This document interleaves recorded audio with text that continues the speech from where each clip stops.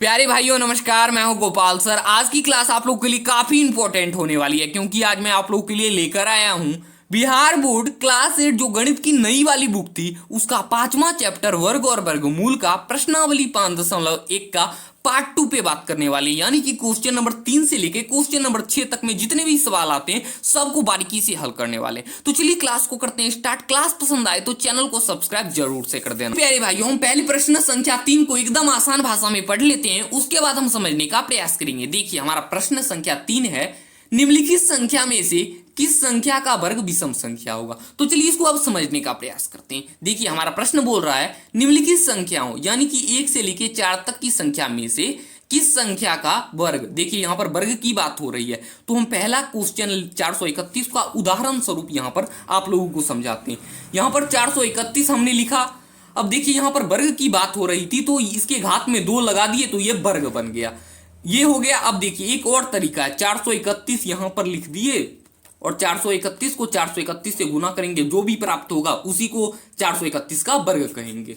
दोनों एक ही तरीका है। हमें आगे बोल रहा है विषम संख्या होगा, यानी कि बोल रहा है सम होगा या विषम, ये कैसे पता करेंगे, इसका भी एक तरीका होता है। देखिए हमारा पहला प्रश्न है 431, इसकी इकाई अंक 1 है जो कि विषम है, और विषम का अगर हम वर्ग भी करते हैं तो हमें विषम संख्या ही प्राप्त होगा। देखिए यानी कि हम 1 का वर्ग किए, पहले 1 पर स्क्वायर लगा दिए और 1 का वर्ग 1 ही हमें प्राप्त होगा, यानी कि 1 भी विषम संख्या है, ये हमारा विषम संख्या हो गया। अब देखिए हमारा दूसरा सवाल है 2826, इसकी इकाई अंक क्या है, 6 है जो कि सम है, और अगर इसको हम वर्ग करते हैं तो सम संख्या प्राप्त होगा। यहां पर देख सकते हैं 6 और 6 को गुना करेंगे तो आता है 36 जो कि सम संख्या है।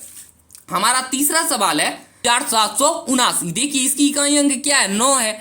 अब 9 का हम वर्ग करते हैं, 9 9 81। अब देखिए ये इकाई अंक इसका भी 1 आ रहा है जो कि विषम संख्या है, यानी तीसरा सवाल भी हमारा हो गया विषम संख्या। अब हमारा चौथा सवाल है 82,004 और इसकी इकाई अंक क्या है दोस्तों, 4 है, और 4 का अगर हम वर्ग भी करते हैं देख सकते हैं तो 16 प्राप्त होता है जो कि सम है।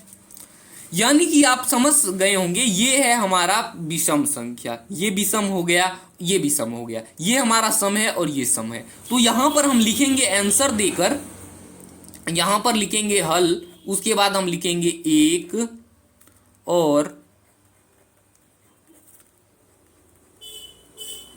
3 की इकाई अंक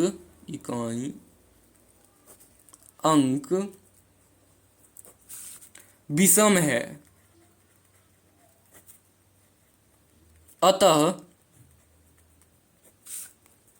इसका वर्ग भी विषम है, अतः इसका वर्ग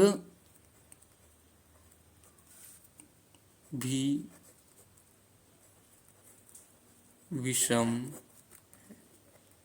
देखिए आंसर आ गया हमारा, हम लिखेंगे 1 और 3 की इकाई अंक विषम है अतः इसका वर्ग भी विषम है। बस हमारा आंसर इतना ही हो। चलिए मेरे भाइयों अब हम चलते हैं क्वेश्चन नंबर 4 पे। क्वेश्चन नंबर 4 भी हमारा काफी आसान है। देखिए क्वेश्चन नंबर 4 हमारा बोल रहा है निम्न प्रतिरूप का अवलोकन कीजिए और रिक्त स्थानों को भरिए। अब आप लोग समझने का प्रयास कीजिएगा। बोल रहा है निम्न यानी कि नीचे, प्रतिरूप का अवलोकन कीजिए यानी कि पैटर्न का अवलोकन कीजिए और रिक्त स्थानों को भरिए, खाली स्थानों को भरना है।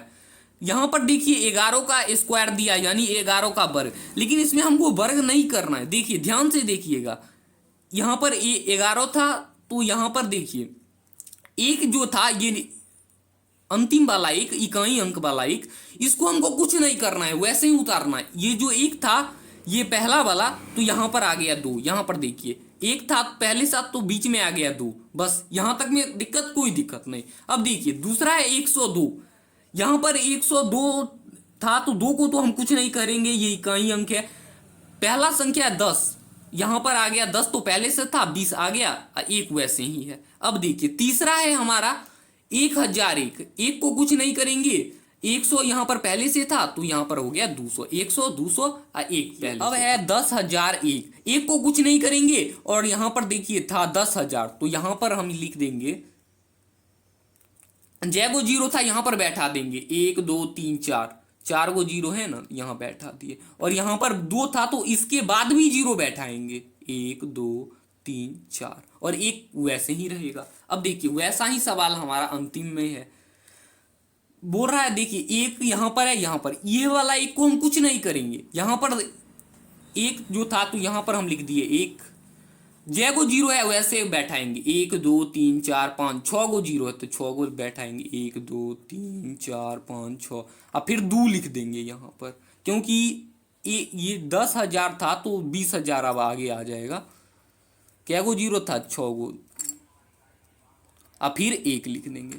क्या आप लोगों को समझ में आया? नहीं तो चलिए मेरे प्यारे साथियों अब हम क्वेश्चन नंबर 5 को भी सॉल्व करते हैं। हमारा क्वेश्चन नंबर 5 बोल रहा है निम्न प्रतिरूप का अवलोकन कीजिए और रिक्त स्थानों को भरिए। ये क्वेश्चन नंबर 4 से ही रिलेटिव है लेकिन थोड़ा सा बदल दिया है।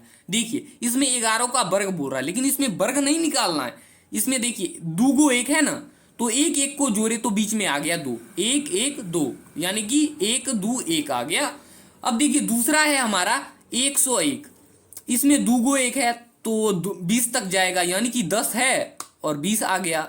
जिसमें जैगो 1 रहेगा वो उतना तक बढ़ेगा। देखिए इसमें 2 को 1 था तो 10 पहले से था तो 20 हो गया यानी 10 20 1 पहले से मौजूद था। इसमें देखिए 3 को 1 है, अतोरी 3 को 1, इस 1 को कुछ नहीं करेंगे।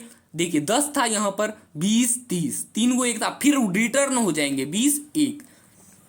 अब देखिए हमारा है चौथा, इसमें क्या गो 1 है 1 2 3 4 गो 1 है रे। अब देखिए यहां पर हम लिखेंगे 10, बढ़ते जाएंगे 20 30 40, अब फिर रिटर्न हो जाएंगे 30 20 20 और 1। बस इसका आंसर इतना ही होगा। अब बोलोगे सर इतना आंसर क्यों होगा? यहां पर देखिए 4 गो, यहां पर 3 गो 1 था तो 30 तक गया वापस रिटर्न हो गए यानी कि 20। यहां पर दिया है 4 गो 1 तो 40 तक गए। कितना आसान था दोस्तों। अब देखिए हमारा 1 2 3 4 ये हमारा 5वां सवाल है।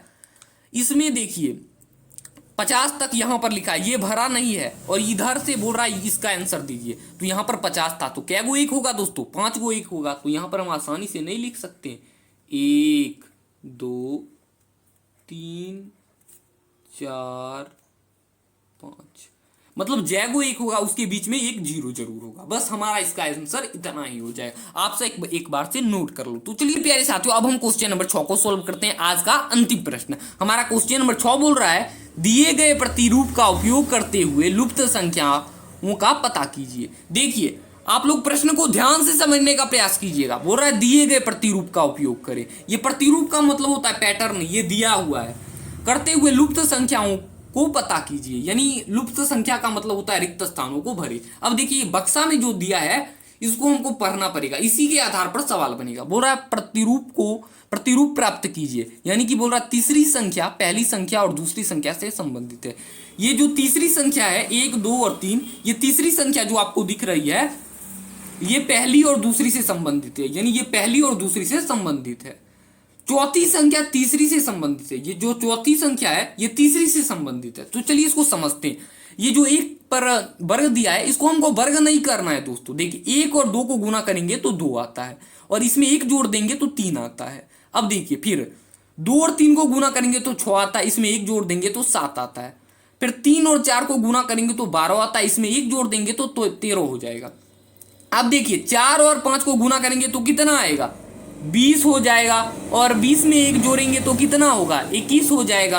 अब देखिए 5 को कितना से गुना करेंगे तो 30 आएगा, 6 से गुना करेंगे तो 30 आएगा और 30 में कितना जोड़ेंगे सो 31 आएगा, 1 जोड़ेंगे तो 6 को 7 से गुना करेंगे तो कितना आएगा? 42 आएगा, 6 7 42 और 42 से 1 जोड़ दिए तो 43 आ गया। बस हमारा आंसर आ गया। आज का यह क्लास यहीं रहने देते हैं, मिलते हैं अगली क्लास प्रश्नावली 5.1 के पार्ट 3 के साथ।